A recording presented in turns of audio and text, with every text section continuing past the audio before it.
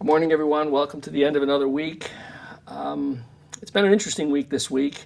A number of things happening. We had the pleasure of swearing in two new fire captains into our Niagara Falls Fire Department. Congratulations to the both of them.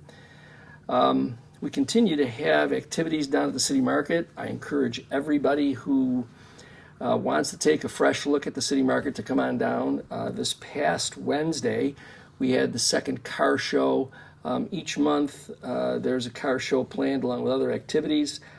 And just for your information, this coming Wednesday will be an evening market where the vendors will be there also from 3 p.m. until 7 p.m.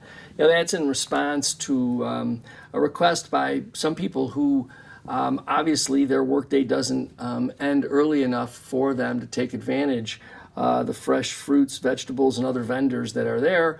So we've expanded into at least one evening each week to have an evening market. So if you're working and you'd like to get out to the City Market to see how it is and how things have changed, this coming Wednesday, there will be an evening market from 3 p.m. to 7 p.m. So please get on down there and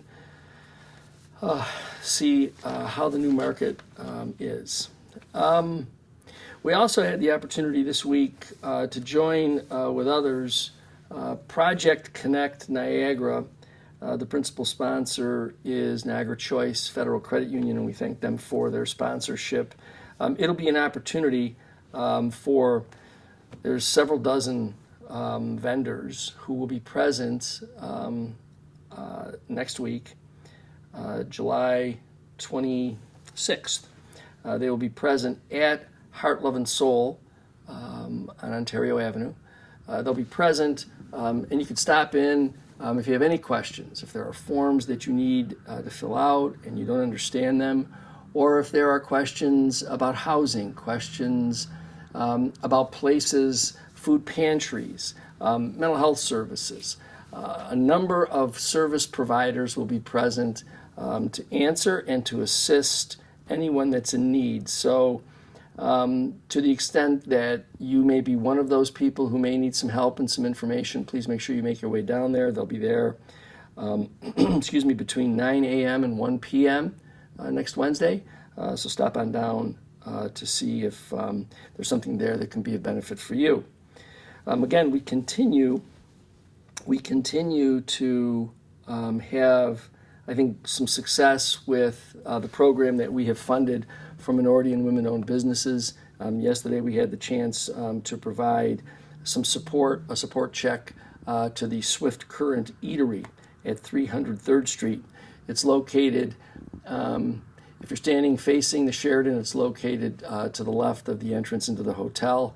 It's a fabulous little lunch spot, great food, and everything is fresh made. So I would suggest you get on down there and enjoy Swift Current Eatery. It's a new addition to our downtown, and in my conversations with the owner, she's committed to making sure that it's one of those places that you'll want to have on your schedule for lunch. Today, there will be a 10-mile bike ride to celebrate Ready Bike Share's 7th birthday. Bike rides will start this evening at 7. There will be food trucks and live music. This will be starting, and it'll be in and around Old Fall Street. It'll start at 5 p.m. and go until 10 p.m. You may remember Ready Bike Share started here, again, 7 years ago. It's those red bikes that you see in these different corrals all throughout the city. If you're a bike rider and you want to get into that bike ride, please remember 5 p.m. to 10 p.m. down at Old Falls Street. The bike ride itself will start at 7 p.m. So if you're interested, please get on down there and enjoy. This coming week, we will be at the groundbreaking for the new Niagara County Law Enforcement Academy training facility, which will be a community college. It's our intention to recommend the redirect of some casino funds that were previously dedicated to a Western New York First Responders Preparedness Center. Big title. big title, and it never really got off the ground. So after verifying that with the county administration, it'll be our intention as a co-director of the law enforcement training facility to recommend the use of $250,000, $250,000 toward that facility. We think that it's a good use. Plus, again, all of our Niagara Falls Police Department personnel are trained there, and so we think that it's a good use of the funding to partner with the county on that. Again, please be mindful of the fact that construction continues on the Walnut and Ferry Avenue streets. I think it's important for all of us. Please, remind your friends and family as well that they need to be careful on that street. The configuration is set up by the Department of Transportation, the New York State Department of Transportation. Whether or not we like it or don't like it, it is a project that the state has commenced. It's a project that the state will complete, and we need to just make sure that we exercise caution as we're driving on those roads. Again, for our residents out in LaSalle, the project on Military Road, Cayuga Drive, will begin later in the summer. It'll be the improvement of that road, long delayed and much needed. And so finally we're going to get the state out there to make that improvement. So be on the lookout for that as well.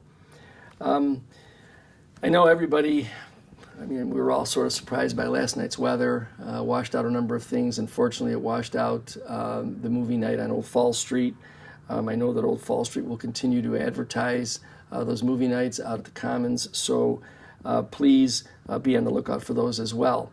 We expect that this coming weekend the weather will be mild and we'll be able to get out and enjoy it. So if you're out and about, please make sure that you're careful. Enjoy all of the outdoor activities that are there for you to enjoy. Remember again, for the young people in your family, that the pools and splash pad are open Thursday through Sunday from noon until 5. So if they're looking for a place to have a little water fun, they're available for you Thursday through Sunday from noon until 5. I expect that we will be getting a response soon on our efforts to obtain property from the New York City property owner, Mr. Milstein, over in the south end of the city. We're excited at the opportunity to finally take control of our own destiny with regard to that property, and with the plan that we have to move forward. I think that most folks would agree that Mr. Milstein's group has been less than successful in helping to redevelop the area. As a matter of fact, not only have they been less than successful in redeveloping the area, but they have, over the course of the last 15 years, deprived city taxpayers of a little over $1 million in property taxes. Again, as I've explained in a couple of other opportunities to talk with you, they create this environment by not developing any of their properties and by letting other properties deteriorate. They create an environment that ends up being the platform for them to ask for property tax assessments to be reduced. So they create the problem and then they take advantage of it, all to the detriment of the rest of the property tax owners here in the city of Niagara Falls. So we look forward to a brighter future, and I appreciate the work done by council for the city in protecting our interest, really, and making sure that any agreements or deals that have been negotiated without their engagement, they've provided a pretty in-depth analysis of how they are not in the city's best interest. So once again, I thank them for their efforts. We look forward to an exciting week coming up, and please, I ask you to be safe and be careful over the weekend, and I look forward to talking to you again next week.